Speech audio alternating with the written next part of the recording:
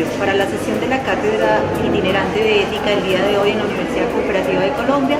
Vamos a abordar un tema fundamental, que es la corrupción, y la vamos a ligar a la profesión de la contaduría pública. En ese devenir vamos a abordar desde la definición, conceptos de desigualdad, desarrollo, participación ciudadana, la relación directa con la profesión de la contaduría pública y organismos y normas que regulan la corrupción en nuestro país.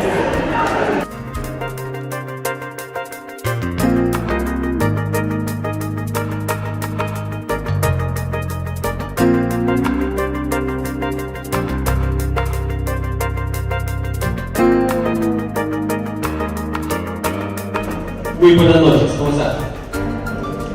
Buenas noches. Bueno, como lo comentaba la profesora Marta, voy a hacer una pequeña, muy breve introducción del problema de la corrupción. Realmente lo que se ve en estos días es un unanimismo alrededor del tema de corrupción. Lo vimos alrededor de la campaña que se hizo para el referendo de los 7 puntos, 7 veces sí. Y pues es un tema que está muy de moda, por lo menos particularmente aquí en Colombia, pero también que presenta una serie de unanimismos que de pronto hay que repensar un poquito. Y pues, haciendo honor a mi profesión de base, ese es el objetivo que yo quiero trazar para el día de hoy. Para eso quiero empezar por lo más básico, una definición de corrupción. Para eso apelo a la fuente, por lo menos a nivel iberoamericano, que es la Real Academia Española. Si uno ve las diferentes acepciones, dice: primera, acción y efecto de corromper o corromperse. Bueno, esa primera acepción no nos da muchos elementos nuevos para aclarar que la corrupción simplemente me está diciendo que es la sustantivación de un verbo llamado corromper. La segunda, alteración o vicio en un libro escrito. Bueno, aquí ya nos estamos dando elementos para entender un poquito a qué se refiere con corrupción, ¿no? Pero está restringiendo al campo de un libro o un escrito. La tercera, vicio o abuso introducido a las cosas no materiales. Y dice el ejemplo que está en morado: corrupción de costumbres, corrupción de voces. Nos habla aquí en esta tercera acepción de cómo hay un deber ser de las cosas, ¿no? Por ejemplo, en el caso de las costumbres, y que esas costumbres se van degenerando y que se van corrompiendo. Bueno, ahí ya tenemos una idea más clara. La cuarta acepción dice: en las organizaciones, especialmente en las públicas, práctica consistente en la utilización de las funciones y medios de aquellas en provecho económico o de otra índole de sus gestores. ¿A qué referirá esa cuarta acepción? Que es la que, de alguna manera, la que más está ligada al quehacer de quienes estamos convocados acá. Práctica consistente en la utilización de sus funciones y medios en provecho. Llamo la atención sobre la palabra provecho, porque ese va a ser realmente el caballito de batalla de este problema. Si nos damos cuenta, la parte de arriba, de abajo de corrupción, dice del latín corruptio. Indaguemos un poquitico de dónde viene esa expresión. Corruptio es la unión de dos partículas, un prefijo que es co, que significa junto, una palabra que tiene que ver con eso, colaborar, que es elaborar entre dos, compartir. Son varias palabras que tienen ese prefijo co, que involucra varias personas. Y la raíz, o la parte fuerte de la palabra, que es romper, romper. ¿Y a qué se refiere? Ahí lo vemos en la vasija. La vasija se cayó, la vasija era funcional, estaba completa, se cayó, se rompió. O sea, se transformó de un estado en que era funcional, en que era tal vez bella, y ya no lo es, ya no sirve, ya se botó. Palabras que tienen que ver con romper, hasta interrumpir. ¿Qué es interrumpir? Es cortar el hilo de una conversación. ahí estoy cortando, estoy rompiendo ese hilo. Realmente uno aprende, cuando uno está analizando cualquier tipo de concepto, uno le queda más claro es cuando uno analiza por qué esa expresión y sobre todo qué no es la expresión, o sea, por transposición. ¿Cuál sería el antónimo de corrupción?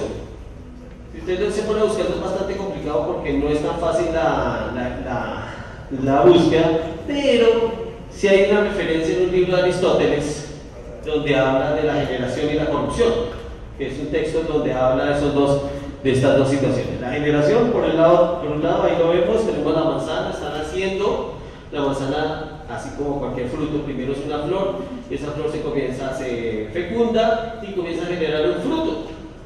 El fruto es lo que recogemos, lo que nosotros comemos, y si ese fruto no es tomado, que es lo que pasa en varias fincas cerca de Bogotá, que se caen las naranjas y las naranjas pues nadie las recoge porque sencillamente no es rentable recogerlas, pues las naranjas se comienzan a podrir, es decir, se corrompen,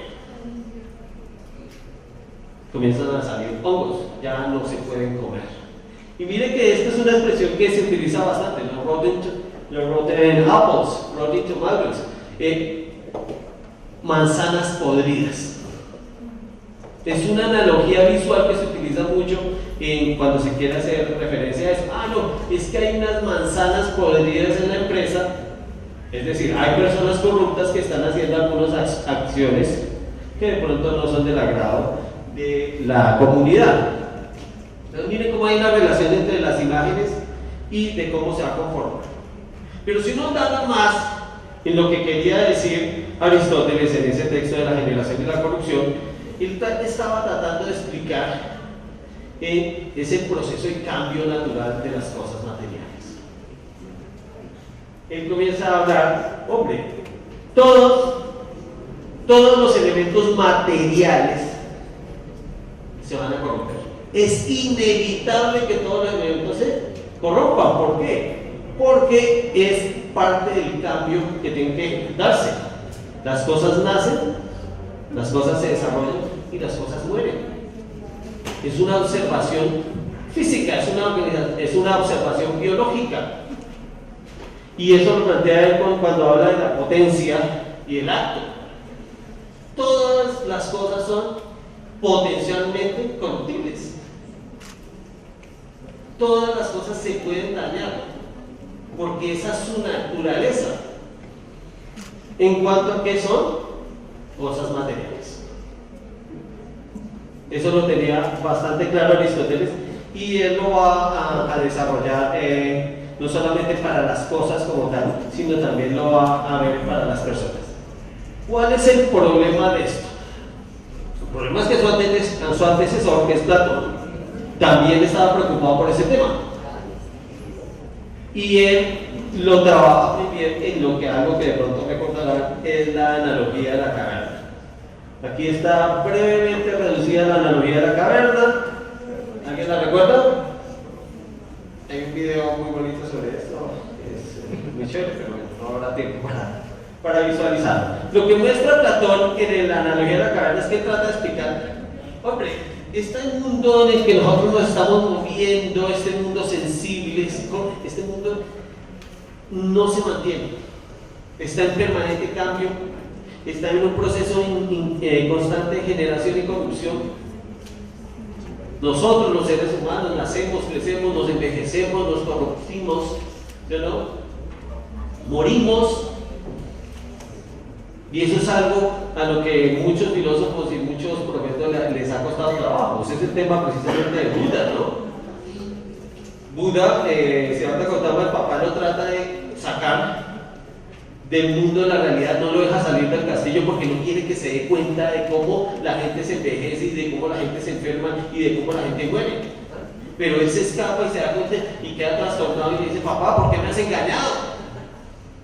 Me has tenido aquí pensando de que todos somos bellos eternamente. Y es cuando Buda se va e inicia todo su proceso de formación religiosa. En el caso de lo que está planteando Platón es bastante sencillo. El mundo de abajo, el mundo de la carta que nosotros vemos es el mundo material. El mundo donde está el cambio, es el mundo corruptible. Y Platón no soporta eso, dice, no podemos fundamentar conocimiento en un mundo así. Necesitamos fundamentar conocimiento en un mundo que está más allá de nuestros sentidos. Y ese mundo que está más allá de mis sentidos es un mundo espiritual, un mundo de las ideas. Las ideas tienen una parte que, de hecho, Platón se inventa el término, ideas, eidos, imagen. Esas ideas son eternas,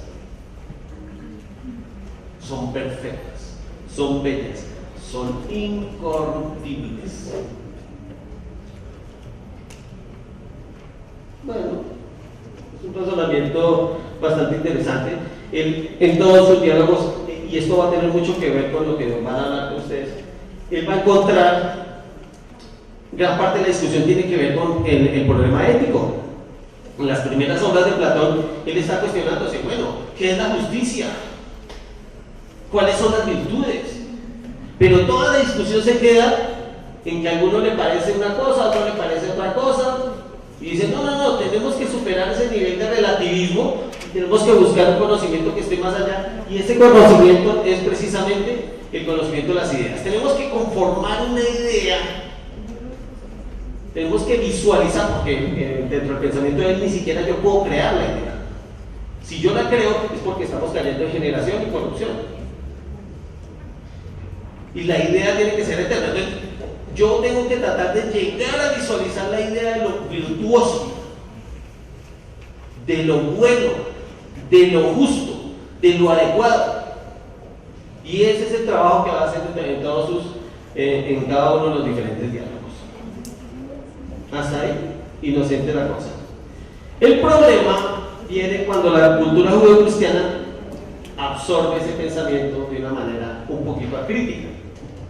¿Y a qué me refiero? Platón, o sea, hay un conflicto, ¿no? Platón plantea esta idea, esta división de mundos, este dualismo entre un mundo corpóreo, corruptible, y un mundo ideal, incorruptible.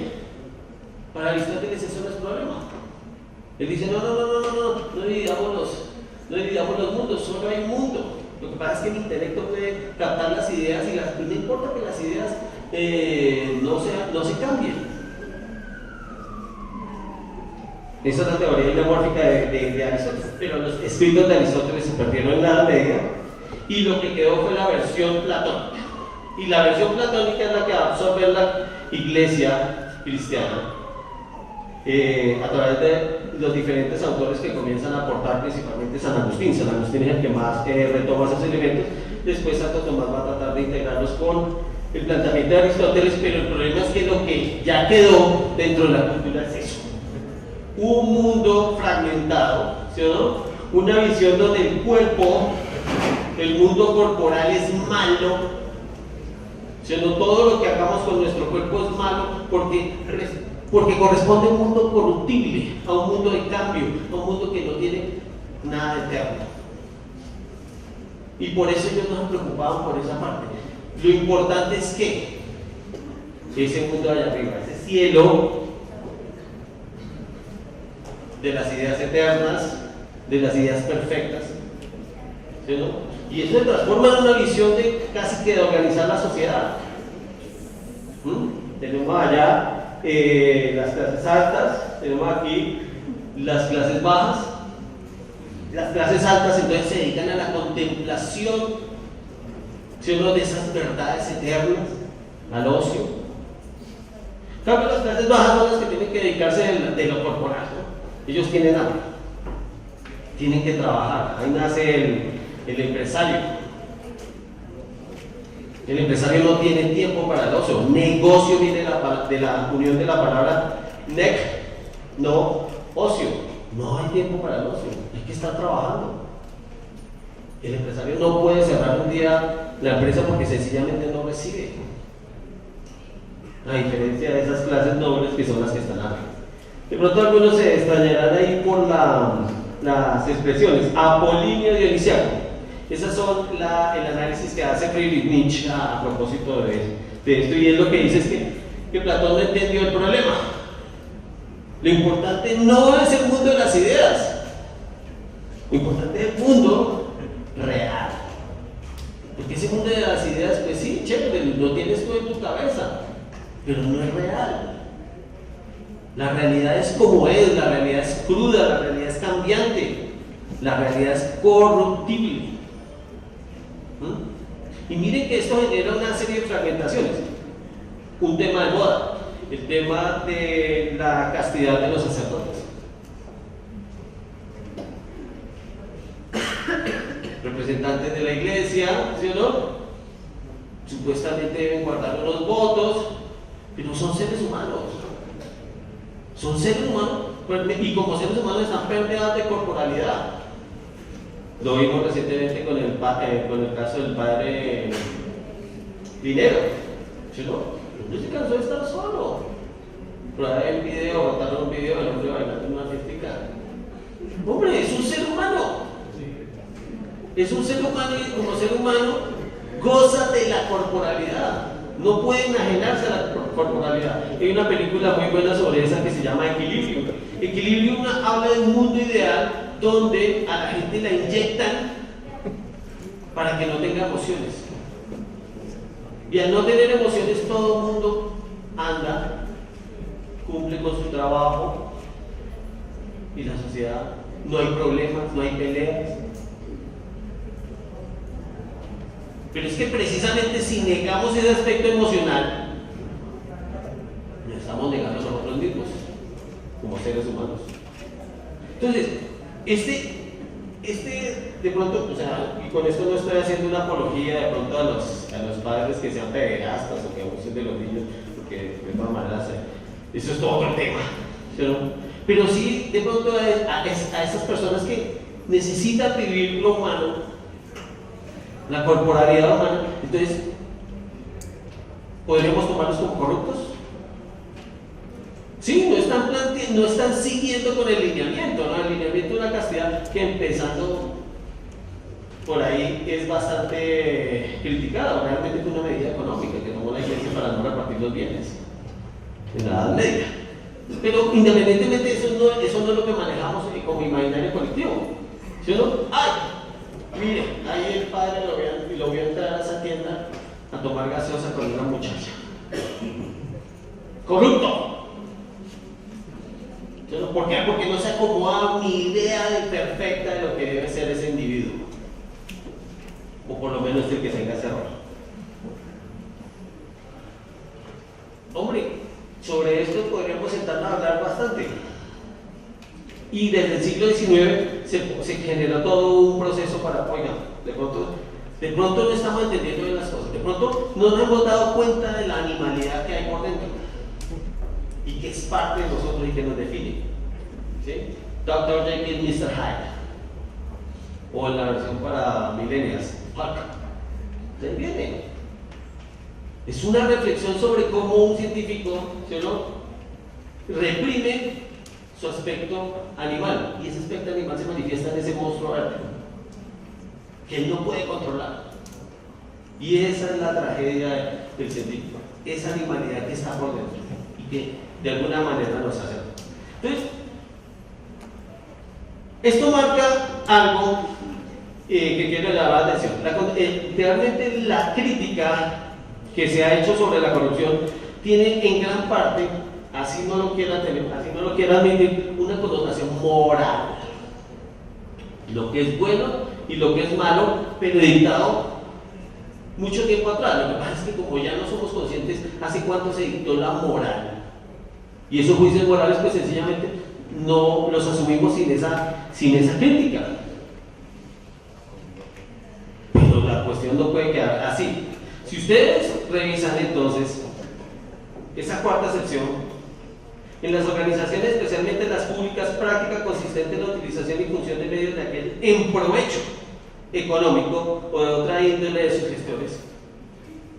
Señores, si no fuera porque ha existido la búsqueda del interés propio, del interés individual, no hubiéramos evolucionado de la edad antigua a la edad moderna. Son esas personas, todas esas personas que buscaron sus propios sueños, esos empresarios, ¿sí o no? Que con el paso de los siglos se convirtieron en burgueses, los que generaron todo el desarrollo económico del cual gozamos.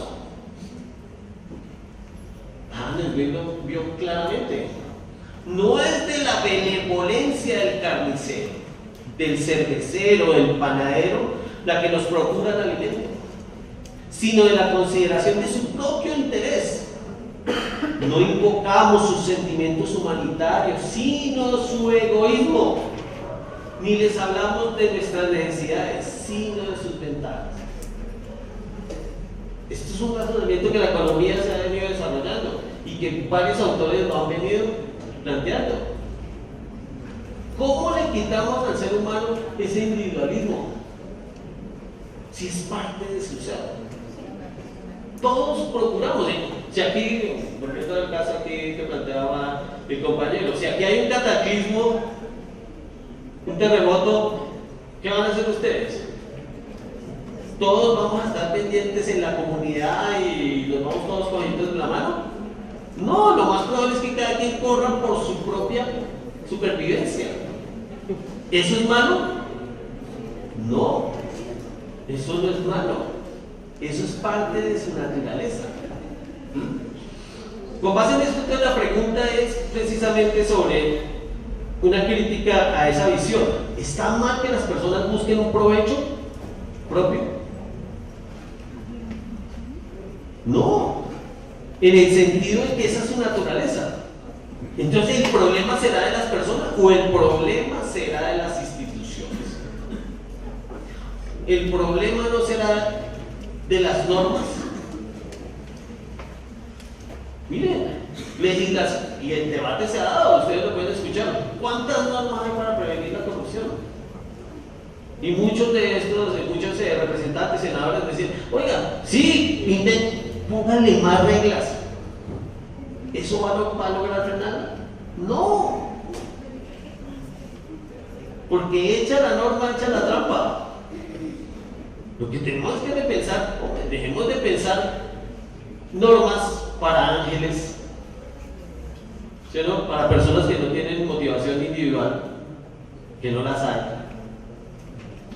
Comencemos a replantearnos, bueno, ¿qué es lo que, cómo debemos enfocar el problema?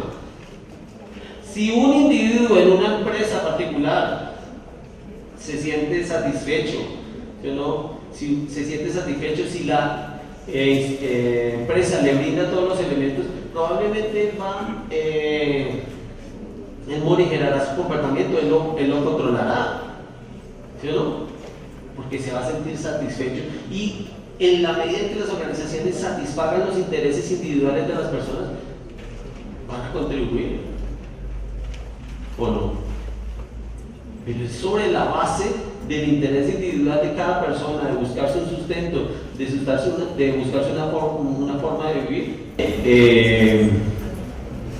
que podemos establecer negociaciones, contratos y todo lo que nos caracteriza como una civilización actualmente.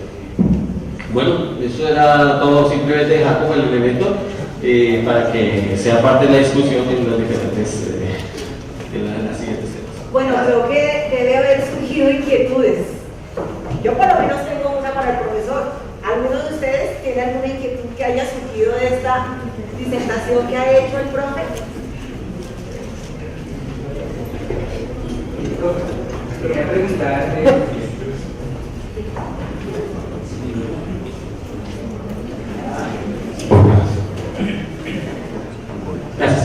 Buenas noches, ¿cómo están todos? Profe, le quería preguntar lo siguiente. En medida, digamos, de la exposición que usted hace, que es, digámoslo, bastante razonable en términos de la distinción que hay entre la capacidad, digámoslo, de los seres humanos de obrar de manera individualista, y que eso es lo que ha generado, ha permitido en verdad que haya evolución en muchos aspectos, tanto en lo social, en lo económico, incluso en lo personal. ¿Es posible que existan seres humanos que tengan una tendencia, digámoslo, a actuar más egoístamente que otros y que algunos seres humanos tengan la capacidad de pronto de ser un poco más de reconocer mejor la alteridad, de reconocer al otro, de ser, digámoslo, más comunitaristas, de actuar de una manera, digámoslo, menos egoísta. ¿Hay posibilidad de que haya una distinción tal vez ahí biológica o genética o algo así? Bueno, pues la información que yo he logrado recolectar al paso del tiempo es que, bueno, o sea, todo extremo es vicioso, ¿no? O sea, realmente no hay un individuo de una manera, otro individuo de otra. De hecho, hay como grados, ¿no? Hay diferentes grados. Una vez vi un documental que hablaba sobre los niveles de oxitocina en el cerebro, que dependiendo de los niveles de oxitocina, que es una hormona en el cerebro, la persona era más abierta a ponerse en los zapatos del otro. Y me pareció interesante, cuando la persona tiene bajos niveles de oxitocina, se vuelve más competitiva, se vuelve mucho más competitiva y tiende a anular al otro. Obviamente, entonces, desde esa perspectiva, sí, claro, y tiene que haberlos, o sea, no todo el mundo puede tener esa visión. Lo que pasa es que algunos la desarrollan, también tienen que ver aspectos de medio, ¿no? O sea, yo me pongo a pensar, por ejemplo, un pelado que ha sido criado en la calle, ¿sí o no? Y donde ha tenido que luchar por obtener un pan por tener acceso a muchas cosas, una persona que se cría en un ambiente fuerte, donde si no desarrolla una personalidad fuerte, competitiva, pues no sobrevive. Mientras que tenemos en las casas a muchos muchachos en una burbuja, ¿sí o no? Pues obviamente ellos tienen una visión muy comunitaria, ¿no? Pero comunitaria montada sobre el capital del papá, que le está pagando la universidad y todo eso, pues así es muy fácil ser socialista, ¿no?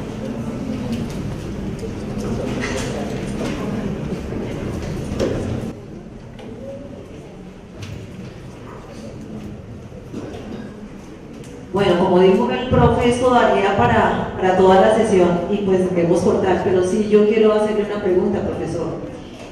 En los términos que usted plantea la corrupción y obviamente la crítica que hace a la definición que la RAE da de corrupción, ¿usted considera que por el hecho de ser humanos se disculpa la corrupción?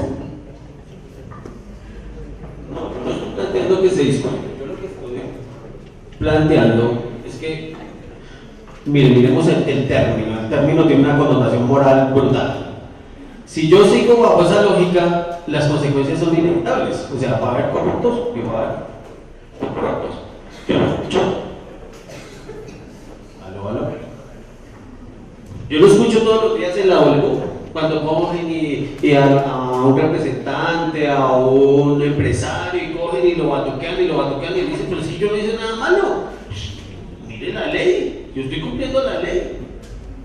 Sí, pero es que usted hizo unos contratos, ¿usted no piensa que no debería haber hecho? ¿Según quién? ¿Según sus criterios? No, Julio, usted tiene su visión del mundo, actúe de acuerdo a sus criterios, como cada quien actúa de acuerdo a sus propios criterios. A mí me parece que el término corrupción debería cambiarse.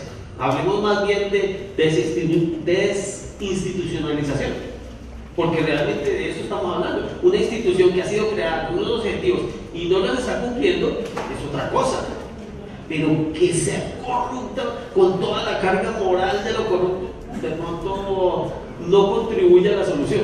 Más bien lo que hace es enredarla y meterle aspectos emocionales que no deberían ser. Uno debería evaluar responsabilidades, me parece. En las empresas yo no puedo juzgar, es que usted es corrupto. No, usted hizo esto, usted es responsable de esto, punto. Eso no tiene connotación moral, me parece bien. Gracias. Bueno, muchas gracias, profe.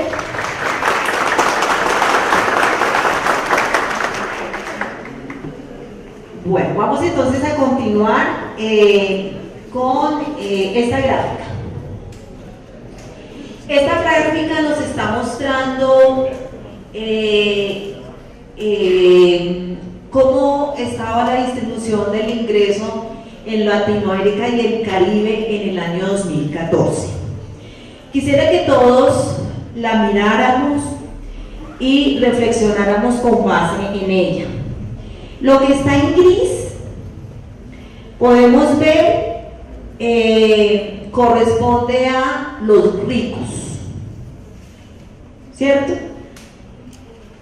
Lo que está en verde, clase media. Lo que está en azul es comunidad vulnerable, y lo que está en amarillo es pobreza. Para ustedes, ¿qué simboliza esta gráfica? Uno solo que me diga. Desigualdad. Perfecto, es eso, es desigualdad. Y podemos ver en esta otra gráfica que la tendencia de la desigualdad ha ido disminuyendo. Sin embargo, se presenta, y se presenta en un alto grado, sobre todo en nuestro territorio latinoamericano. Por eso quise traer estas gráficas como para tener una visión clara de lo que es desigualdad, y lo podríamos definir como una distribución desigual o inequitativa de oportunidades y de recursos dentro de una sociedad. Eso es desigualdad. ¿Listo? Claro para todos, ¿cierto? Muy bien. Esta gráfica nos indica los resultados de las pruebas PISA de la OECD. Y en esta gráfica podemos ver por distribución de países. La franja verde nos indica la media que tienen los países desarrollados en esa prueba, específicamente la de matemáticas. Y debajo de la línea verde podemos ver diferentes países que no alcanzan a esos que conocemos como desarrollados. Quise traer esta gráfica para simbolizar precisamente eso, desarrollo. Y esto es apenas uno de los elementos que mide el desarrollo, y en este caso hablamos de la educación. Por lo tanto, entonces, tomando en cuenta lo que sobre desarrollo dice Amartya Sen, y me pareció muy interesante, porque habla de el aumento de la riqueza de la vida. Es la vida humana, no es la riqueza. Entonces no podemos decir que desarrollo es sinónimo de riqueza. Aquí se estipula que la riqueza de la economía en la que los seres humanos están viviendo hoy en día, a todos nos preocupa eso, ¿cierto? La riqueza, estar bien económicamente, y suponemos que el estar bien económicamente es sinónimo de desarrollo. Pues no, no siempre es así, es solo una parte de esa vida. ¿A qué debemos llegar nosotros? A la riqueza plena, a la riqueza de la vida humana. Y es así entonces como el PNUD, en un informe sobre desarrollo humano, nos genera estas conclusiones. Yo solamente he querido traer unos apartes. En las referencias ustedes van a encontrar los documentos que la verdad les recomiendo, son muy interesantes. ¿Qué nos indica esa figura? Esa es la realidad. La riqueza está en unos pocos. Unos pocos son los que tienen la riqueza. Y lo que nos dice la conclusión del PNUD en este informe es que la desigualdad importa. Importa porque se trata de un asunto fundamental. ¿Fundamental para qué creen ustedes? ¿Para qué? Sí, señores, para el desarrollo humano. Entonces aquí vemos que hay un vínculo directo entre desigualdad y desarrollo. A mayor desigualdad, menor desarrollo. Es por eso que el PNUD también concluye que las desigualdades extremas inciden de manera directa en la capacidad y potencialidad de los seres humanos. En ese orden de ideas, ¿qué debemos hacer para procurar un mayor desarrollo? ¿Qué debemos combatir? La desigualdad. Por eso se han propuesto los objetivos del desarrollo sostenible, que es importante recordarlos.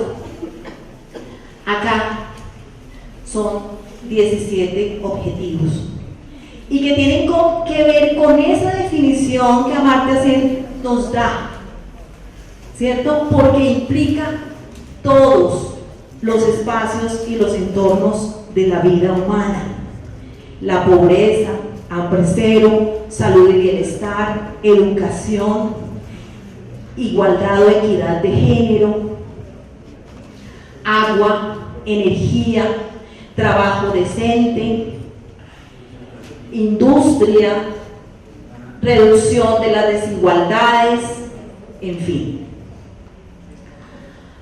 Todo esto se da a la luz de la búsqueda de un desarrollo, pero un desarrollo sostenible, que no vaya en contra de nosotros mismos como es lo que hemos visto hasta ahora.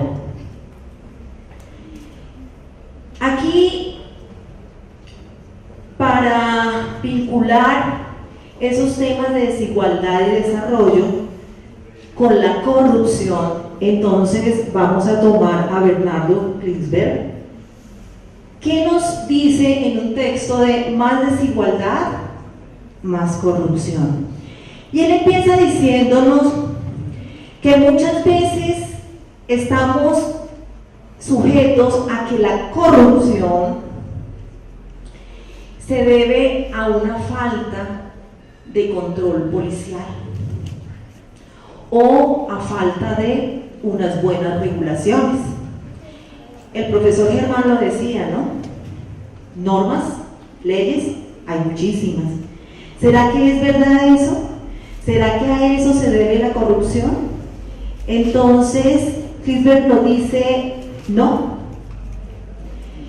No es sencillamente faltas de control policial o de fallas judiciales. Hay un tema fundamental de poder económico y político que está detrás de todos esos ámbitos de la corrupción. Y nos dice específicamente la principal causa de la corrupción es que los niveles de desigualdad. Y él dice, estas son algunas de las reflexiones que él hace. Nos dice, si hay unas élites que además son reducidas, ¿no? Porque ya lo vimos, son mucho menores, esas élites tienen el control, pero ¿el control de qué? De grandes decisiones económicas. ¿De qué más?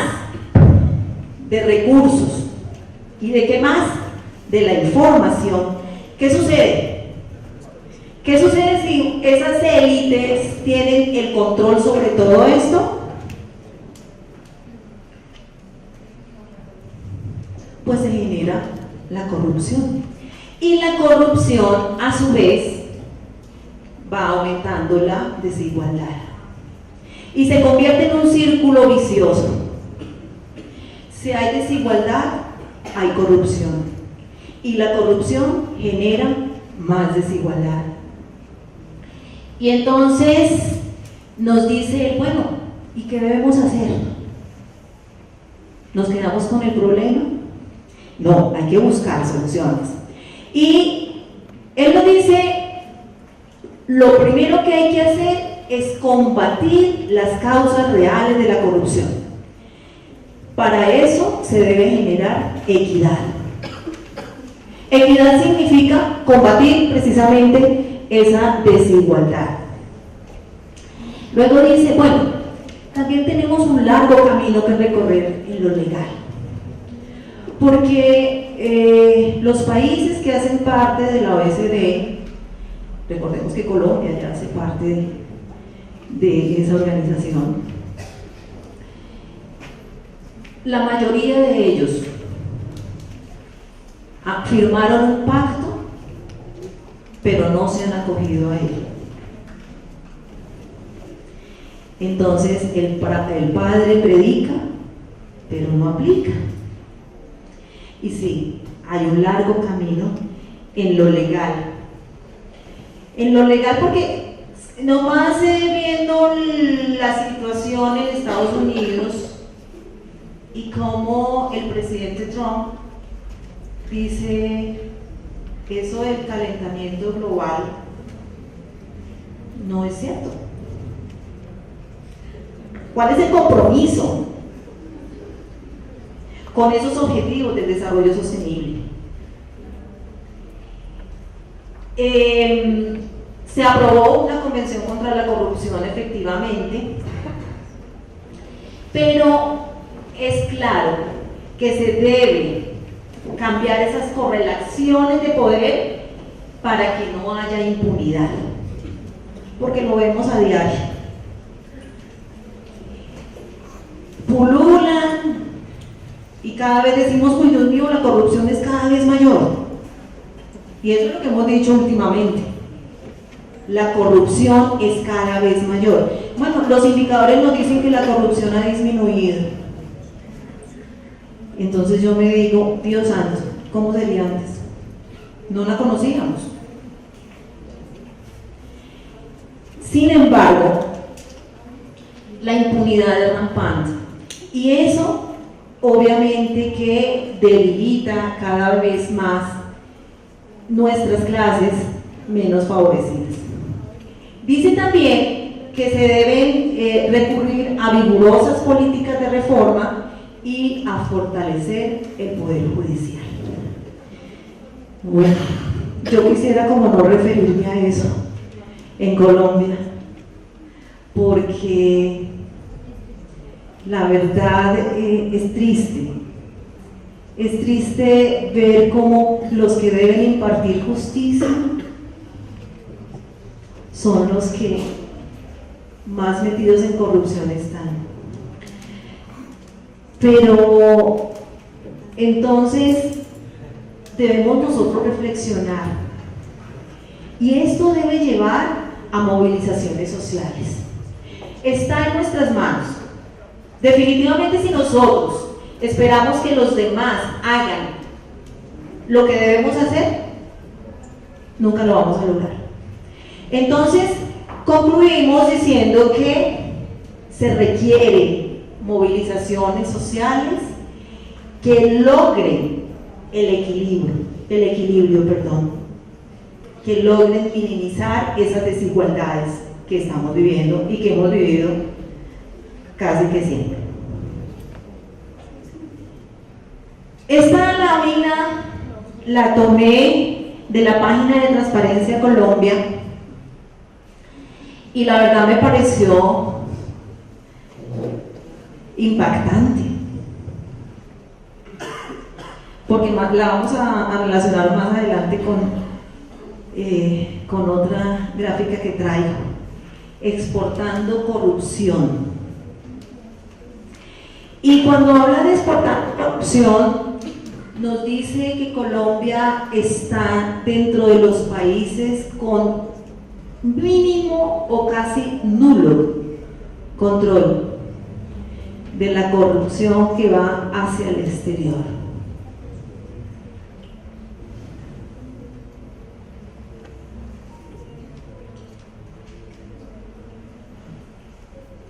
Entonces, aquí lo vemos. Hace parte de la categoría de cumplimiento escaso o nulo en la lucha contra el soborno transnacional. Y esta es la caricatura que quería mostrarles. ¿Qué nos dice? Si Colombia pudiera exportar su corrupción, ¿seríamos qué? Millonarios. Bueno, es de nuestro conocido caricaturista Matador, ¿no? Y aquí lo que queremos es hacer un paralelo entre corrupción y fraude. Para ir centrándonos más en el concepto de corrupción que vamos a manejar dentro de esta sesión, decimos que corrupción es el abuso del poder público en beneficio privado. Bueno, es una de las tantas definiciones, ya habíamos hablado desde el punto de vista filosófico, por eso traje un filósofo para que lo hiciera esa exposición. Este ya es, digamos que, una acepción más a lo que nosotros queremos enfocar hoy en día. En esta figura encontramos politiqueros. Y entonces él le dice: señor cacique, hay muchos más votos que votantes.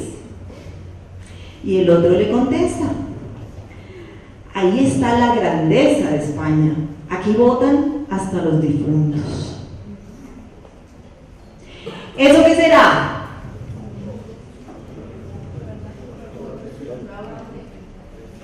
¿Qué? Muy bien, fraude. Y entonces tomamos la definición que trae la RAE de fraude y nos dice que es el engaño, acción contraria a la verdad o a la rectitud que perjudica a la persona contra quien se comete. Hay otra definición que menciona que es el acto tendiente a eludir una disposición legal en perjuicio del Estado o de terceros. Y fíjense que estas siempre nos hablan que hay alguien que se aprovecha, pero alguien que sale perjudicado. Esa es la concepción de fraude. Delito que comete el encargado de vigilar la ejecución de contratos públicos o de algunos privados, confabulándose con la representación de los intereses opuestos.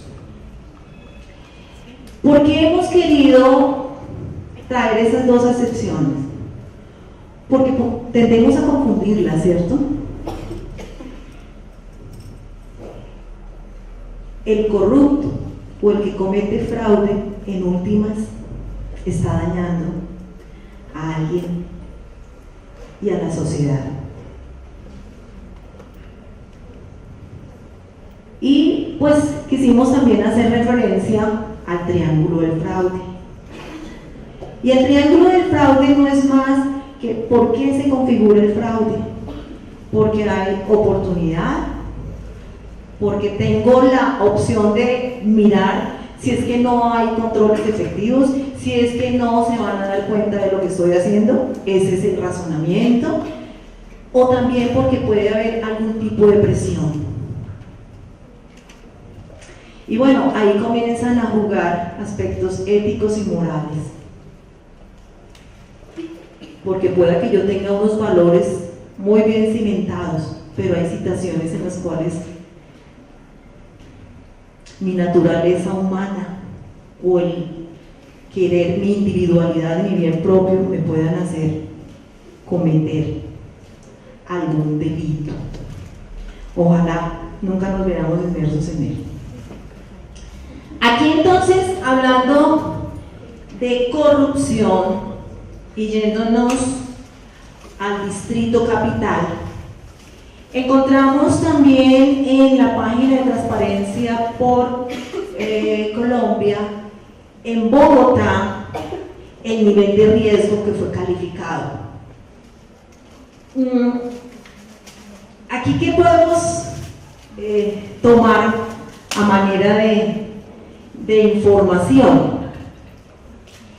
El que tiene el puntaje más bajo, así que tendrá más alto riesgo, es el Departamento Administrativo del Servicio Civil Distrital.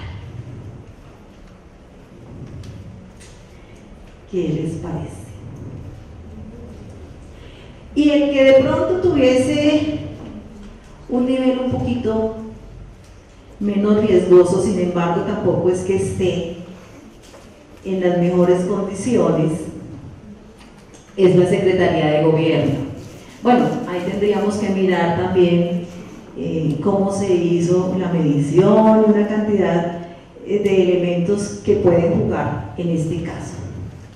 Pero lo importante es ver que la calificación promedio en el nivel de riesgo de las entidades del distrito es de 68.7 puntos, lo que equivale a un riesgo medio. O sea, hay riesgo en las entidades del distrito.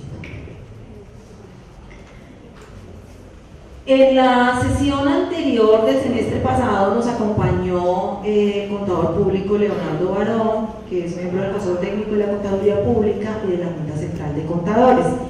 Hemos querido traer algunas de las diapositivas que él nos presentó en su momento porque consideramos que son importantes y que nos dan una idea de la corrupción en Colombia. Dentro de estos datos de la corrupción en Colombia, nos dice que el costo por corrupción es de 22 billones de pesos. Que la corrupción se lleva entre un 10 y un 25% de los contratos con el Estado.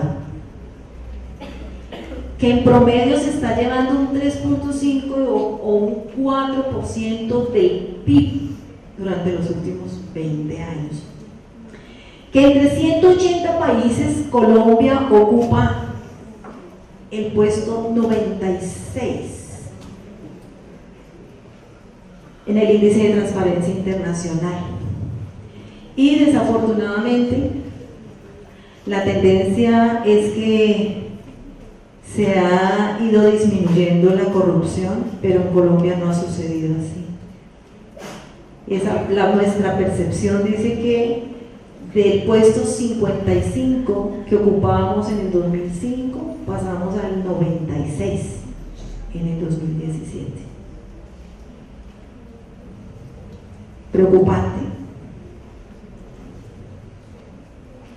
Sí, la verdad sí es muy preocupante. ¿Cuáles son las prácticas más habituales? Miremos la gráfica.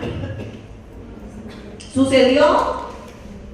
Sí sucedió eso aquí en Colombia y en muchos otros países de Latinoamérica. El tan sonado Odebrecht. Y es muy diciente la gráfica, ¿no? Eso es corrupción por debajo de la mesa.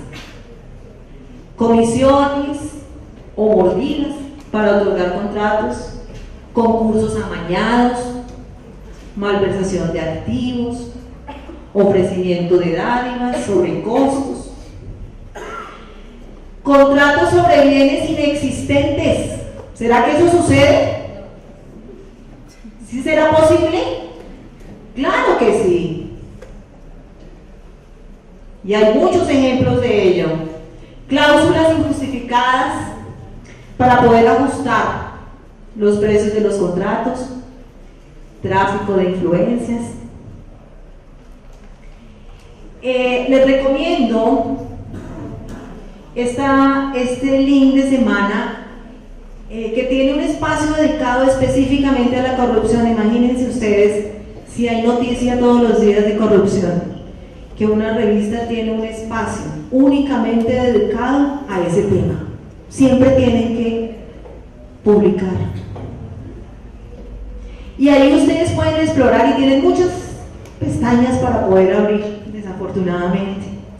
Y pues ahí podemos explorar casos como el carrusel de la contratación, uno más o menos cercano, el del alcalde del Rosal, que la misma población fue a defenderlo y lo estaban castigando por corrupto. Y la población enfurecida no quería dejar que se lo llevaran. Con congresistas o con instituciones en tela de juicio no podemos. Ese es un titular de uno de los artículos. Nos habla de casos sonados como el de Lula da Silva, como la expresidente Kirchner de Argentina, INVIMA, hace poco, Estela Durán. ¿Cuántos de nosotros no usamos las cremas mágicas de Estela Durán? Y un caso de corrupción bien complejo, con personal del INVIMA involucrado. Esos son apenas unos de los muchos. Ustedes pican ahí y podrán ver toda la actualidad en corrupción. Bueno, pero entonces, ¿cómo combatir la corrupción? Aquí quiero que miremos este video, es muy corto. Andrés López Obrador, que fue elegido presidente en México, en uno de los debates presidenciales. ¿Qué evidencia tiene para decir ahora sí esto va a cambiar los números en México seriamente? Lo que va a moderar la indigencia y la opulencia, como diría Morelos, es el combate a la corrupción, acabar con la corrupción. Está demostrado que en los países donde no hay corrupción no hay pobreza, no hay inseguridad, no hay violencia. Suecia, Dinamarca, Noruega, Finlandia, Nueva Zelanda. Ahí en esos países la clase mayoritaria es la clase media. En nuestro país, desgraciadamente, por la corrupción, la clase mayoritaria es la clase pobre. Solo unos cuantos acumulan fortunas al amparo del poder público y mediante la corrupción. Pero no es estructural, no es un sistema económico, sino es la causa por la corrupción. Es decir, la corrupción es la causa principal de la desigualdad social y económica en el país. Ese es el principal problema. Ahora, ¿cómo llevar a cabo acciones para combatir la pobreza? Acabando con la corrupción y destinando todo lo que se ahorre a impulsar el desarrollo, a la creación de empleos y también a programas de bienestar. A mí me toca, y tengo el gran orgullo de haber iniciado el programa mejor evaluado, que es el del apoyo a los adultos mayores. Ese salió de esta cabeza y de este corazón. El mejor programa social de los últimos tiempos. O sea, no presumo, pero creo que eso es muy importante. Y ahora vamos a darle atención especial a los jóvenes que se les ha cancelado el futuro.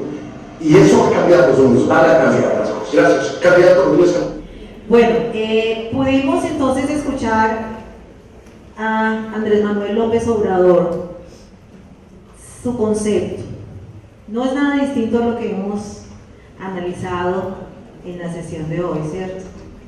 La corrupción es la causa de la pobreza, la desigualdad. Vamos ahora a revisar un link que hay en la página de Transparencia por Colombia y que nos permite a nosotros denunciar, para no demorarnos mucho. En este link ustedes pueden picar y nos dan instrucciones de cómo denunciar. Y nos dice claramente, no nos dejemos robar la voz. ¿Quieres denunciar un caso de corrupción? Hazlo.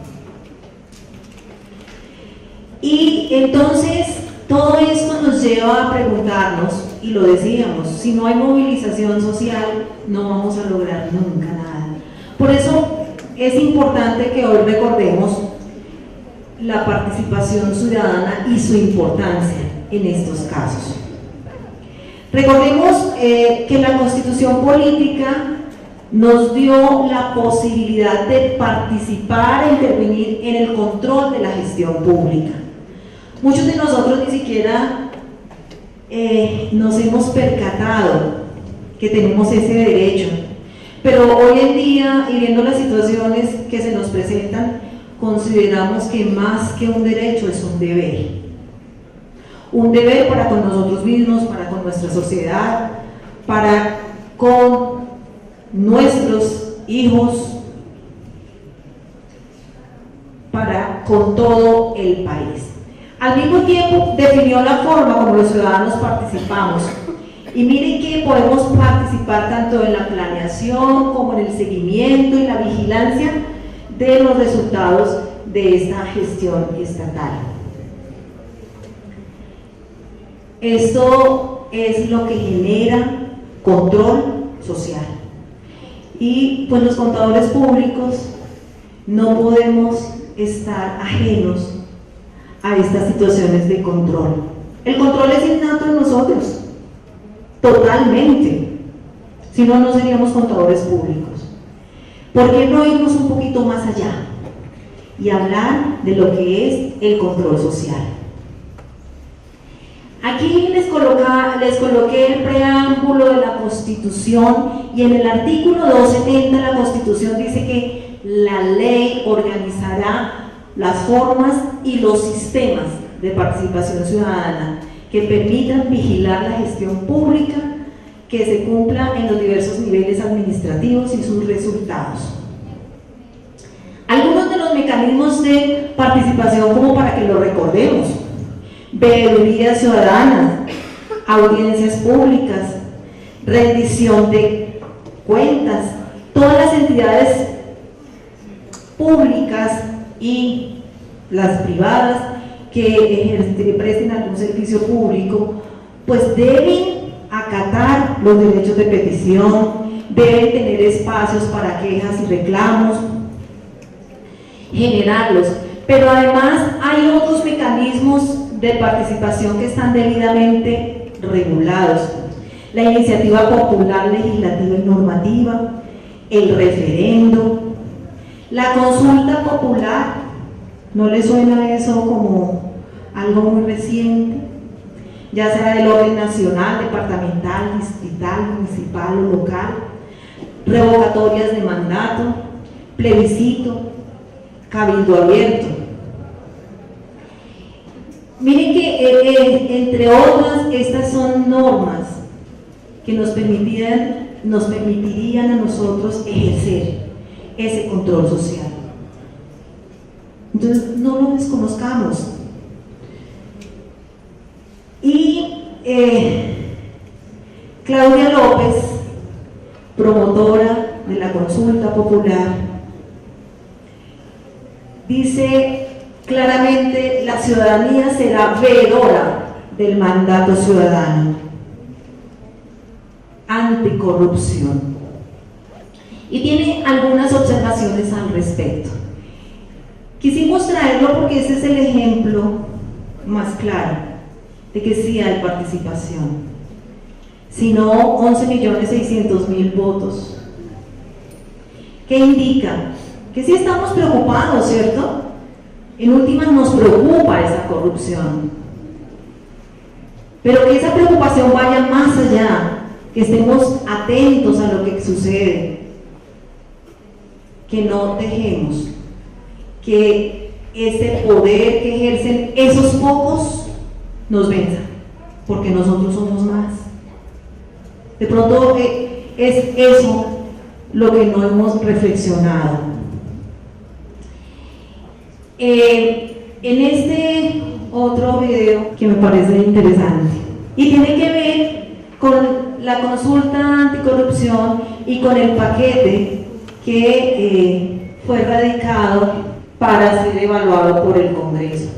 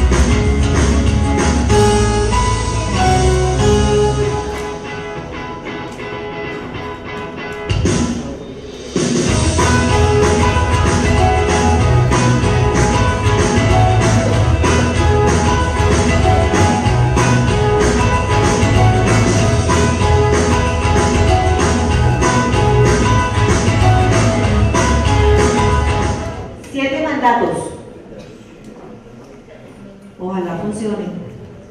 Podríamos hacer una apuesta. ¿Pasará en el Congreso? ¿Qué creen? Yo considero que si hacemos la presión debida, es posible. Es posible. Y entonces hablamos de aquí, denuncia lo que ves, que no te roben la voz. Es el Centro de Asesoría Legal Anticorrupción, y que está disponible en la página de Transparencia por Colombia. Ahora, y para terminar, entonces, para terminar mi intervención, porque falta la de la doctora Silvia, es la relación entre la ética profesional y la corrupción. Esta también es una de las diapositivas que nos dejó el profesor Leonardo Barón, por eso ustedes ven ahí los indicativos al final de la diapositiva. Relaciona la ética con la corrupción y nos menciona que como contadores públicos no debemos facilitar ni debemos permitir ser instrumento para esa corrupción. Y pues, acogiéndonos ¿a qué? A los mandatos de la ética profesional. Recordemos, hay que contrarrestar las amenazas. ¿Mediante qué? ¿Las qué? Salvaguardas.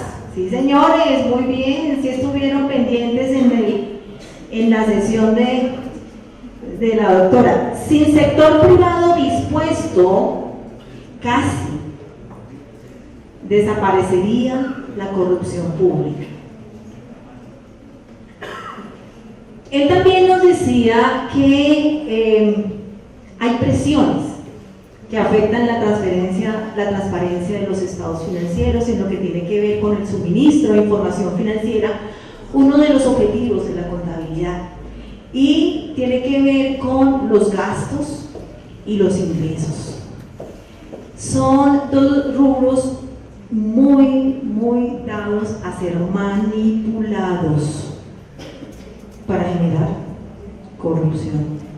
Y nos habla del Código de Ética del IFAC en su sección 100, una característica que identifica la profesión contable es que ella asume la responsabilidad de actuar en interés público. Y esta es otra de las sesiones que ustedes ya tuvieron.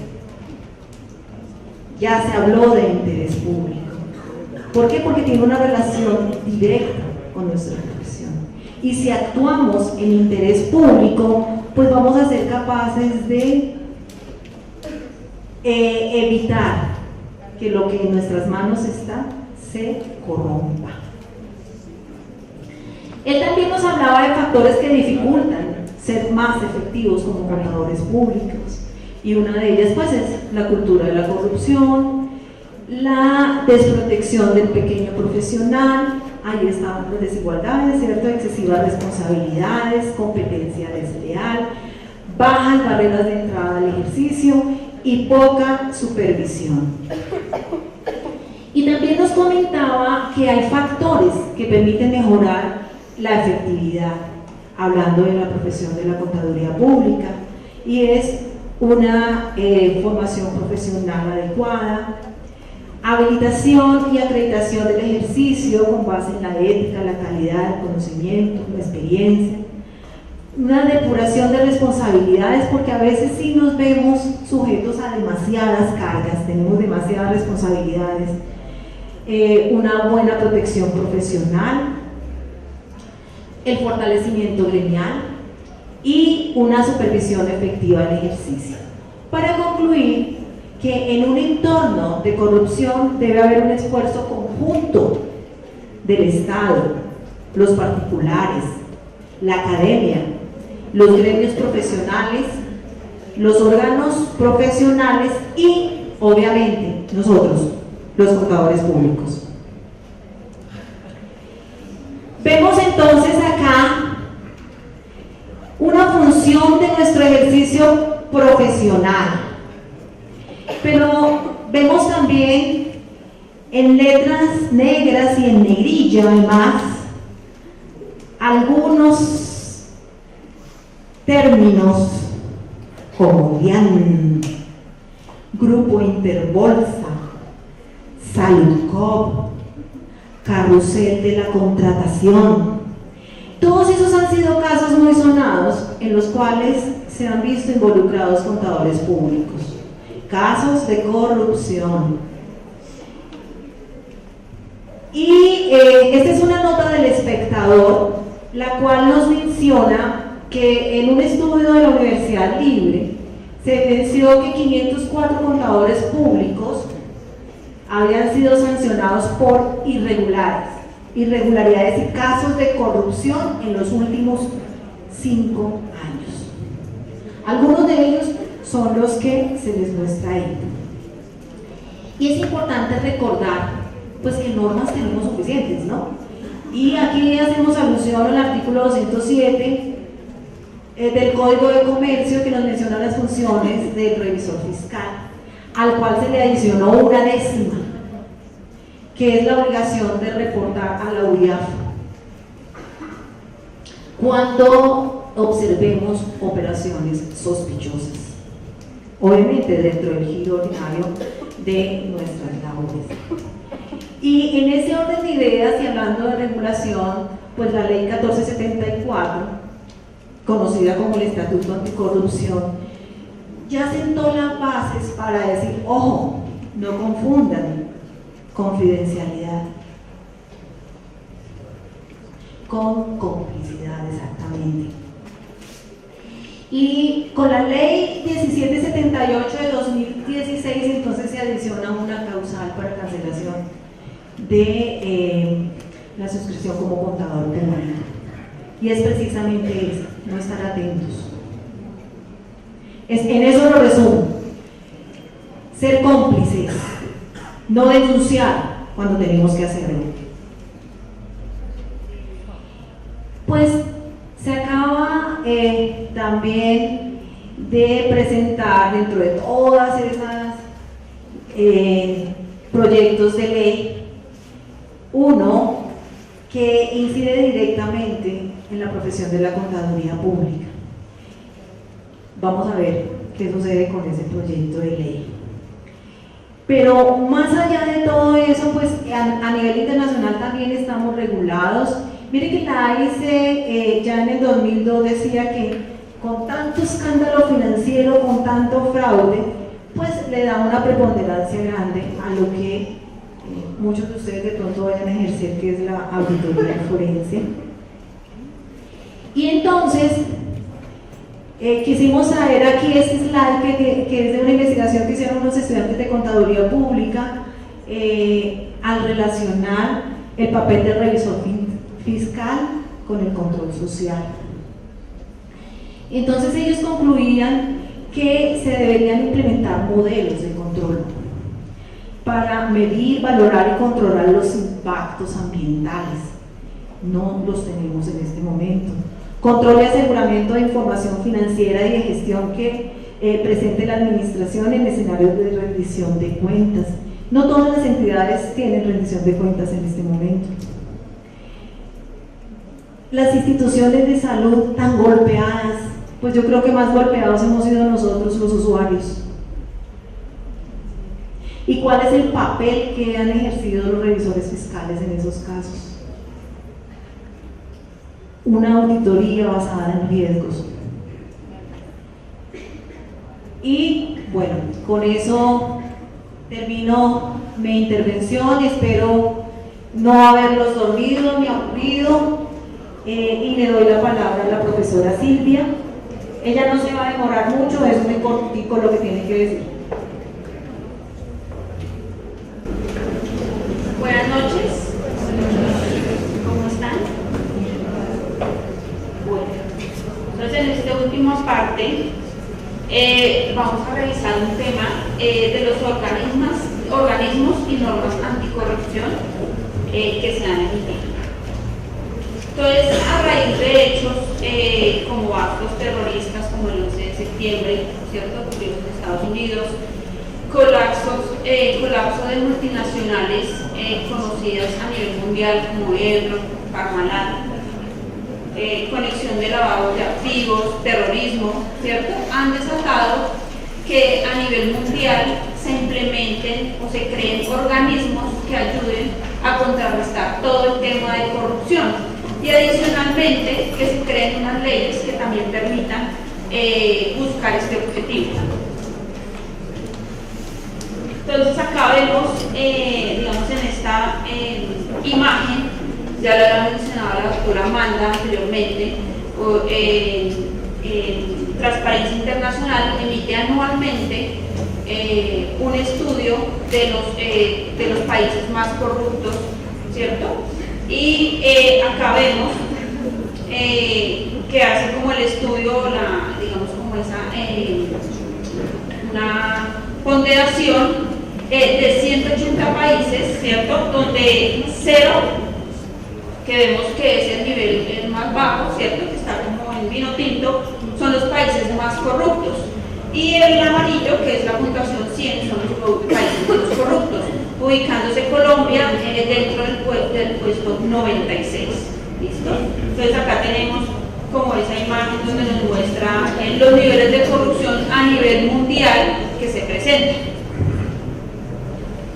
¿Y cómo atacar estos niveles de corrupción? Para ello se crean diferentes organismos a nivel internacional. Entonces el primero que tenemos es la Asociación de Especialistas Certificados en Delitos Financieros, que es una organización compuesta por profesionales del sector público y privado, ubicada en Estados Unidos, que trabaja en diferentes disciplinas para el control, detección y combate de la delincuencia financiera. Otro organismo a nivel internacional es el GAFI, Grupo de Acción Financiera Internacional.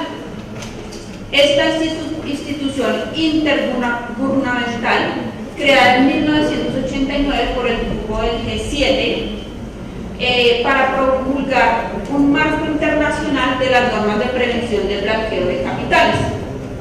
Entonces, en el año 2012, emite un documento donde publica 40 recomendaciones y 9 recomendaciones especiales, con el fin de ¿qué? De contrarrestar todo el tema de lavado de activos, financiamiento de terrorismo y la proliferación de las armas de destrucción masiva.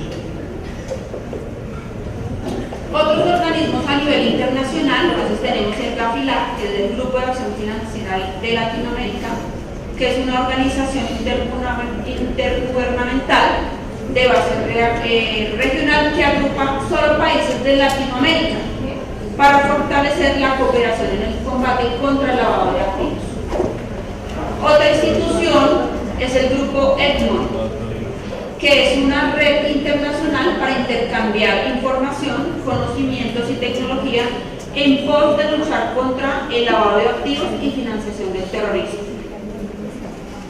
Otra institución también a nivel internacional tenemos la AVEX, que es el Grupo de Expertos para el Control del Lavado de Activos. Es un foro hemisférico que funciona dentro del ámbito de la Comisión Interamericana para el Control de las Drogas y la Organización de los Estados Americanos. Acá tenemos dos organismos adicionales, ¿cierto? Que es la Comisión de Prevención del Lavado de Dinero y Financiación del Terrorismo, relacionada con los asuntos financieros del Mercosur. Y otro que es UNASUR, ¿cierto? Que es un Consejo Suramericano sobre el problema mundial de las drogas. Y en Colombia, los anteriores eran organismos a nivel internacional. Ahora en Colombia tenemos cuáles: Sistema Nacional, ¿cierto? Que es el Sistema Nacional Antilavado de Activos y contra la Financiación del Terrorismo, en el cual tiene una perspectiva no solamente del gobierno, sino también de hogares, empresas y sectores externos, de tal manera que se involucren todos los actores que puedan intervenir en el lavado de activos y financiamiento del terrorismo. Y tenemos la UIA, que sé que de pronto algunos la han escuchado, ¿cierto? La reconocen, que es la Unidad de Información y Análisis Financiero, que busca prevenir y detectar actividades asociadas a los delitos de lavado de activos, sus delitos fuentes de financiación del terrorismo y promover la información útil en las acciones de extinción de dominio. Por otra parte, ya vimos como tal el tema de los organismos, ¿cierto? Entonces ahora vamos a abordar el tema de las leyes que nos permiten contrarrestar todo el tema de la corrupción. Entonces la primera tenemos la ley de bioterrorismo, ¿cierto? Esta ley fue emitida tras los hechos del 11 de septiembre en los Estados Unidos, ¿cierto? Donde se establecen un mecanismo para todo el tema de entrada al país, es decir, Estados Unidos, de alimentos y medicamentos, ¿cierto? Basilea 2, recomendaciones, ¿cierto? Se establecen unas recomendaciones o unos estándares internacionales con el fin de legislar y regular todo el tema bancario en el mundo. Ley SOX, o Sarbanes-Oxley. A raíz del escándalo de Enron, ¿cierto? Entonces el gobierno de George Bush dictamina o establece la ley SOX con el fin de prevenir todo el tema de corrupción y darle seguridad a los inversionistas y a la información financiera. Entonces, las empresas, con esta ley consiste en que las empresas que cotizan en la bolsa de Nueva York deben establecer o cumplir esta ley y adicionalmente sus filiales. Certificación PAX, Alianza Empresarial para un Gobierno Internacional Seguro. Entonces esta certificación es un convenio entre el sector privado y el sector público en el cual se establecen unas herramientas que permiten garantizar que los productos, ¿cierto?, que salen del país estén libres o no tengan ninguna relación de contrabando o de narcotráfico.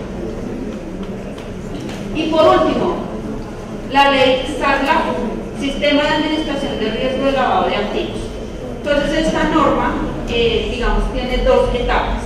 La primera es de prevenir y la segunda de detectar.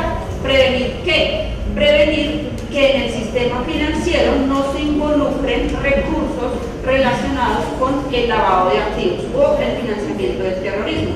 Y la segunda etapa, que es de detectar, es que esos recursos, ¿cierto?, que en algún momento vengan o provengan de lavado de activos o financiamiento del terrorismo, no se involucren en el sistema financiero y, digamos, con alguna imagen o tratándolo de pasar de una forma lícita. Entonces, esos serían, digamos, los comités, las entidades y las leyes que abarcan todo el tema de contrarrestar la corrupción. Muchas gracias.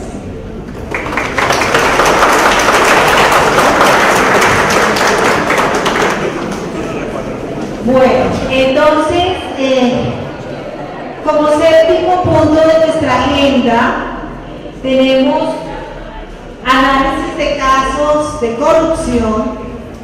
Hemos considerado un espacio máximo de 1 hora, creemos que no nos vamos a demorar tanto, todo depende de ustedes. Pero esta es una actividad que va a estar a cargo de pares suyos.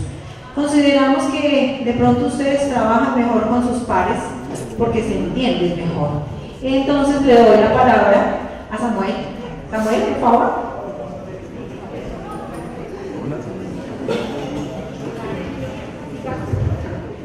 Chicos, buenas noches. Mi nombre es Samuel Peñalosa, soy estudiante de Contaduría Pública de 7º semestre de la Universidad Cooperativa.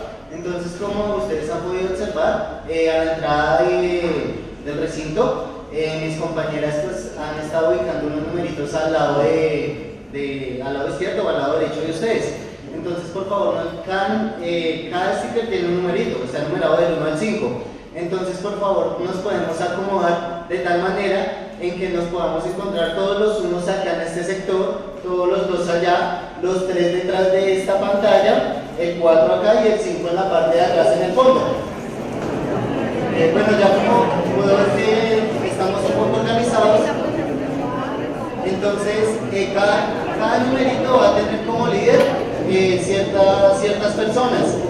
Sobre esas personas les van a dar como un caso de estudio a ustedes. Ustedes lo que tienen que hacer es tratar de dinamizar ese caso de estudio que ellos les van a brindar y el caso de estudio que esté mejor representado se les va a dar un obsequio al final. Bueno, recordemos que para esta actividad van a disponer de un tiempo de 15 minutos para poder plantear la actividad que ustedes van a realizar.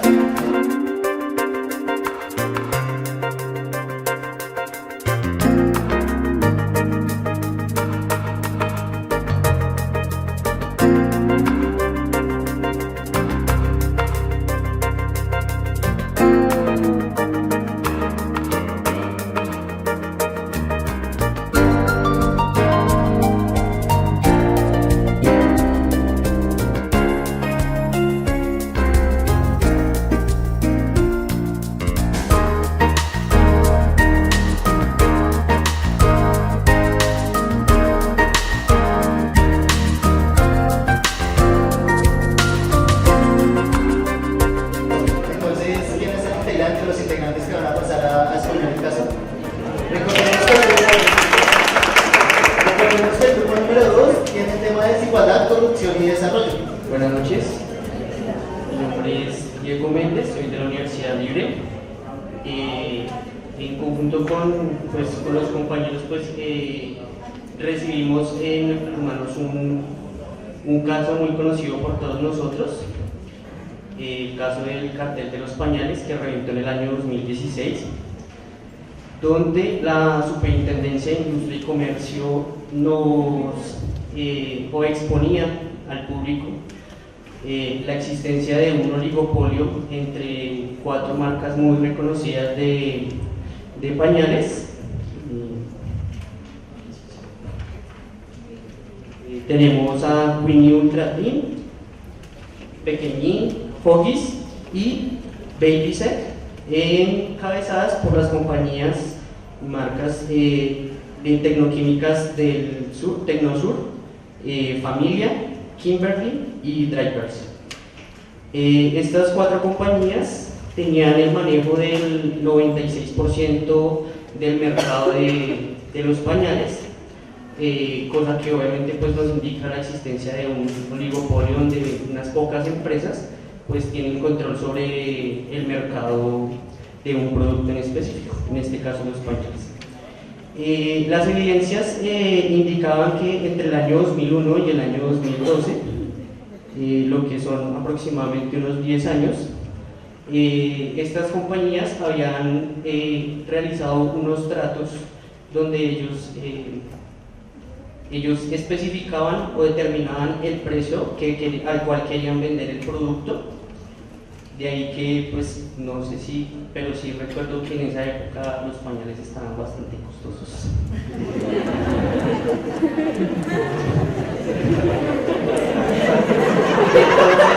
Pero sí, o sea,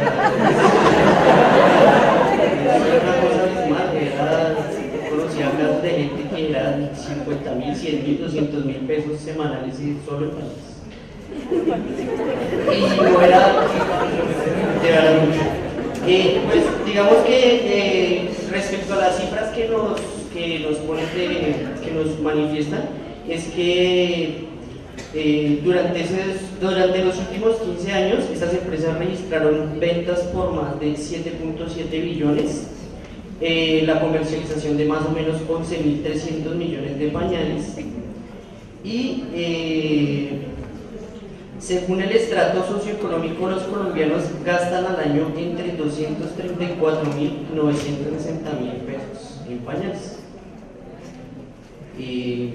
¿Qué más podemos aquí agregar? La Superintendencia de Industria y Comercio también agregó entre las pruebas que se encontraron más de 700 correos electrónicos, más de 30 declaraciones y testimonios, pruebas de más de 20 reuniones realizadas en el país y en el extranjero, y todo esto realizado obviamente pues por las altas directivas de estas compañías. Y respecto entonces al punto de la desigualdad, la corrupción y el desarrollo, pues lo primero que podemos notar es que de acuerdo con la exposición que nos dieron, donde nos decían que la corrupción es una generadora de desigualdad. O sea, es la corrupción, a partir de la corrupción es que se genera desigualdad en los países. Entonces, pues, obviamente, la existencia de este monopolio obliga a las personas a comprar una serie de productos para cubrir las necesidades de sus niños, de sus bebés, y a pagar un precio, el precio que ellos impongan. Ellos tienen totalmente poder para imponer el precio. Y pues obviamente estas empresas van a obtener unos beneficios supremamente altos, y los directamente afectados pues van a ser las personas de los estratos, creería yo, 1, 2 y 3 aproximadamente, porque consideremos que estratos 5, 6 y tal vez el 4, no siempre, pero tengan la capacidad económica para pagar esos precios sin que se vea afectada su economía del hogar. Pero las familias de estratos bajos sí se va a ver muy afectada, lo cual indica que ese dinero que esas personas dedicaron a comprar pañales para sustentar las necesidades de sus bebés, ese dinero lo pudieran haber invertido en otras cosas muy diferentes, tal vez en un ahorro, tal vez en otra serie de cosas, que si lo traducimos a 10 años, pues pueden ser muchísimos millones que se pudieran haber transformado en inversión desde cada una de las personas, en una inversión social, en un ahorro, en el estudio de estas personas. También podemos, digamos, indagar respecto al tema de la corrupción, que obviamente la existencia de la corrupción es evidente porque se supone que las empresas, a través del Estado, ahorita lo estamos leyendo, que dentro de la Constitución Política, en el artículo 88 y el artículo 333, creo, habla sobre la existencia primero de una libertad económica. Es decir, que las empresas son responsables de mantener una libertad económica entre ellos, que las empresas deben tener la capacidad de participar en un mercado de forma abierta y competir de forma libre, que pues es obviamente lo que establece una economía capitalista. Pero también habla de que tenemos que esas empresas tienen un carácter social, tienen un deber con la sociedad, y pues en este caso, hacer un acto como eso elimina totalmente el carácter social que tienen estas empresas.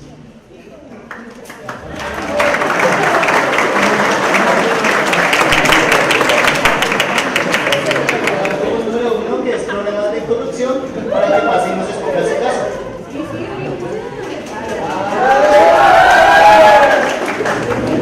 Buenas noches, mi nombre es Gisela Hernández, vengo de la Universidad Libre. En este caso vamos a tratar el grupo número 1 acerca del acto de corrupción que se presentó con la empresa Estela Durán y con la INVIL principalmente. El acto corruptivo lo que hicieron fue, se les acusó por agilizar procesos y registros sanitarios en la falsificación de registros sanitarios. ¿Qué pasaba? Que esta empresa como tal vendía productos para adelgazar y hacía productos para estética facial. En el momento que, pues como tal, lo investigaron, fueron en sus registros mercantiles y en sus estados financieros, con el cual encontraron que fue registrada la empresa como tal en 1993, con unos activos, empezaron como tal con unos activos de 9 millones. En el 2016 ya tenían unos ingresos muy altos de 622 millones, pero a pesar de que tenían unos ingresos muy altos, tenían una utilidad de 6,2 millones de pesos nomás. Entonces por eso se hizo como la investigación al caso corruptivo que estaba pasando con el Viva y con la empresa Estela Durán. A pesar de eso, nosotros vemos cómo actuó en este caso, no tanto el contador, sino también las personas que estaban involucradas. Las personas que estaban involucradas eran 14 funcionarios, con el cual falsificaban todas las partidas de todos los productos, haciéndoles pasar al público, a la gente, a los clientes que tenían unos componentes muy buenos. Pero no, todo era mentira, porque realmente usaban componentes comunes como el cloro, el fabuloso y otros, pues con el cual engañaban a la gente. Vemos que aquí se faltó con dos principios, principalmente el contador público, el principio del comportamiento profesional, donde nos dice que el contador debe cumplir con las disposiciones de la ley y reglamentos aplicables y evita actuaciones que desacrediten la profesión. Entonces, como tal, consideramos que no tanto el contador tanto el contador como los funcionarios deben actuar profesionalmente con principios al momento de ejercer sus funciones, al momento de, asesorar a una empresa, ejercer su actividad en la empresa, que sea con las normas, con las leyes como tal.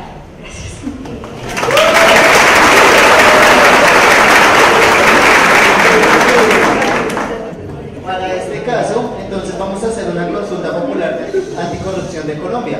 Acá vamos a hacer como un caso estudio, es hipotético, entonces acerca de una postura del sí y una postura del no acerca de las preguntas que se hicieron en esta consulta. Entonces vamos a escoger al azar 3 preguntas. Entonces voy con la primera. ¿Aprueba usted reducir el salario de los congresistas de 40 a 25 salarios mínimos legales mensuales vigentes, fijando un tope de 25 salarios mínimos legales mensuales vigentes como máxima remuneración mensual de los congresistas y altos funcionarios del Estado señalados en el artículo 197 de la Constitución Política? Obvio, no, yo necesito vivir, necesito pagar mis escoltas, mis carros, mi familia. No, a mí eso no me sirve. Yo estaría de acuerdo, teniendo en cuenta que es una función que va retribuida hacia el pueblo, por lo tanto no puede ser un salario tan alto, pues en esos términos. Por lo tanto, pues el primal. Vamos con la pregunta número 7, la cual decía: ¿aprueba usted establecer un límite máximo de 3 periodos para ser elegido y ejercer en una misma corporación de elección popular como el Senado de la República, la Cámara de Representantes, las asambleas departamentales, los consejos municipales y las juntas administradoras locales?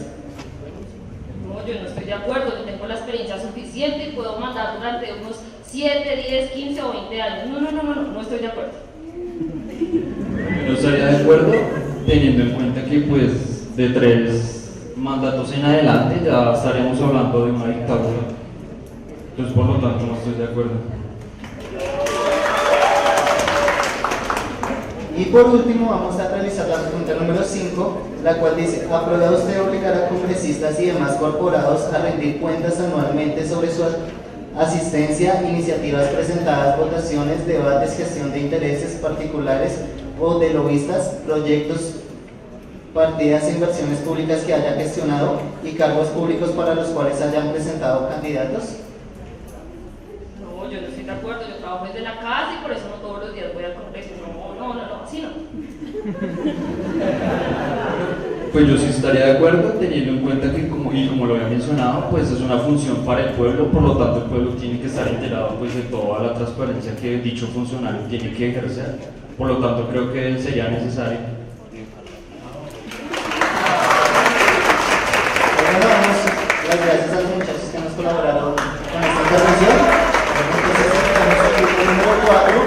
que es acerca de la participación ciudadana, a que vengan y nos expongan su caso. Buenas noches, mi nombre es Joan Martínez, yo hago parte de la Universidad Cooperativa de Colombia. El caso que nos correspondió a mi grupo es el caso de Superfundi. Superfundi era una de las empresas más sólidas en cuanto a supermercados a nivel municipal.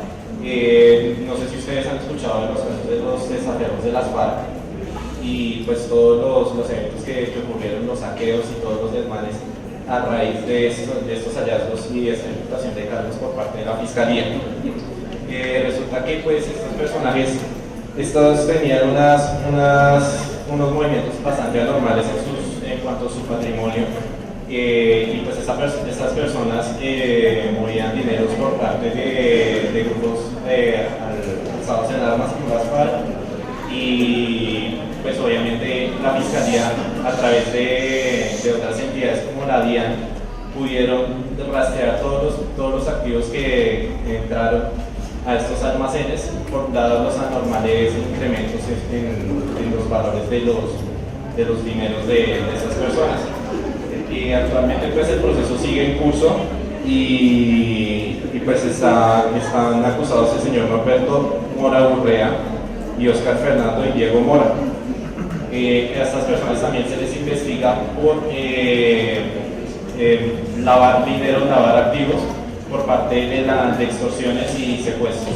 Entonces pues básicamente pues nosotros tenemos que pensar que nuestro papel como contadores es bastante importante porque pues nada se le pierde a las autoridades en cuanto al rastreo de los activos, ¿sí? Entonces la DIAN a través de los medios magnéticos pueden detectar todo este tipo de anomalías y pues también por parte de la superintendencia, todos los informes que envían ellos pueden dar con el paradero de esta persona. Entonces nada se pasa del ojo de la autoridad y pues nosotros como contadores pues tenemos que ser los primeros en denunciar. ¿Listo? Entonces eso es el caso. Muchas gracias.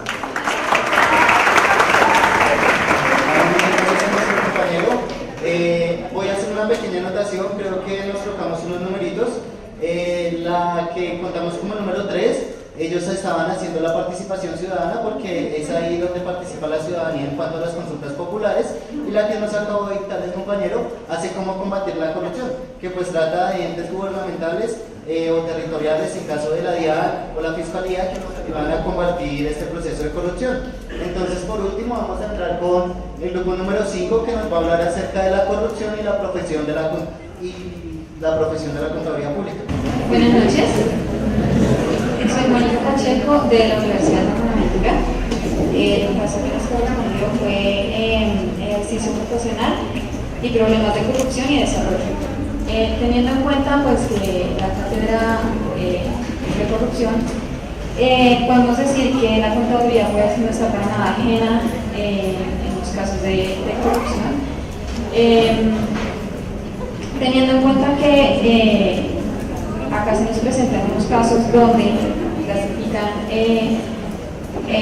los temas de corrupción como error, fraude. En el caso de error serían clasificados sin intención, fraude sería con intención. Acá hay un ejemplo de una señora que presentó 13 declaraciones sin estar designada como tal. Por esto pues fue cancelada su ejercicio como profesional y aún así pues hizo estos trabajos, el cual pues se clasifica como fraude, o sea, con intención. Y en el caso de otras personas que tuvieron multa y amonestaciones, serían casos clasificados como error, sin intención, pero pues igual también pues tienen como su castigo, digamos así. Y nada, pues digamos que la actuación de estos contadores públicos pues atenta contra la ética, totalmente castigable. Entonces, muchas gracias. Muchas gracias a ustedes por participar en nuestra actividad, y ya por último la profesora Amanda va a hacer una pequeña interventoría y damos por finalizada la sesión. Aquí vamos a agradecer a nuestros compañeros, la verdad sí quisimos que hubiese algo de participación de parte de ustedes. Quisiéramos relacionar estos casos con los puntos que se trataron en la sesión de hoy. No, pues hemos dado a cada uno de ustedes un pequeño recuerdo de nuestro programa de contaduría pública que está cumpliendo 30 años y pues queremos que ustedes hagan parte de esta celebración. Quiero terminar con una reflexión sobre la corrupción. Hemos abordado la corrupción desde diferentes ámbitos, hemos concluido que hace parte de ese combatir la corrupción una participación ciudadana efectiva. Pero quise dejar para último momento una reflexión que además es muy personal. Aquí sí no estoy sustentada en ningún autor específico. Cuando nosotros hablamos de corrupción, reflexionamos sobre corrupción, miramos al otro, miramos a ese gran corrupto y entonces comenzamos a ver escenarios como el de Odebrecht, como el de Estela Durán, como el de la DIAN, que fue desfalcada por un contador público, pero no nos miramos a nosotros mismos. Y es en esos pequeños detalles donde de pronto nosotros estamos propiciando esa corrupción. Miramos en el ojo ajeno, pero no miramos el nuestro. Y hay detalles muy pequeños. Por ejemplo, el colarnos, que es una expresión muy colombiana, ¿no? Colarnos en una fila. ¿Alguno de ustedes lo ha hecho en su vida? Nunca. Nunca. ¿Cómo así? Sí, lo hemos hecho. Cuando yo voy a Falabella, al Banco Falabella, me da la opción de tomar un turno normal o un turno especial. ¿Sí? Que es para personas discapacitadas o personas de la tercera edad. Bueno, yo ya estoy muy cerquita, pero todavía no. Y a veces estoy con ese afán tan grande que me dan ganas de oprimir ese, porque sé que me van a atender antes. Pero eso también es corrupción. Cuando nos entregan un cambio equivocado y nos hacemos los locos, eso es corrupción. Yo simplemente quiero dejar la reflexión en cada uno de nosotros. Somos corruptos si actuamos de tal manera que el otro salga perjudicado. Recordemos, nuestros derechos van hasta donde empieza el del otro. Esos detalles tan sencillos hará que cambie nuestra sociedad. Pero es que decimos, somos abejas. Y aquí es la ley del más fuerte. Y comulgamos con la ley del más fuerte. ¿Y qué le decimos al niño que agrede al otro? Ah, es que ese es el chacho. No, señores. No tenemos por qué agredir al otro, ¿cierto? Entonces, es solamente una reflexión en ese sentido. No aspiremos a más que a evitar la corrupción en nosotros. Después, vamos a nuestra familia. Después, nuestro entorno más cercano para llegar a la sociedad y así poder hacer el cambio definitivo. Mil gracias, Dios los bendiga a todos.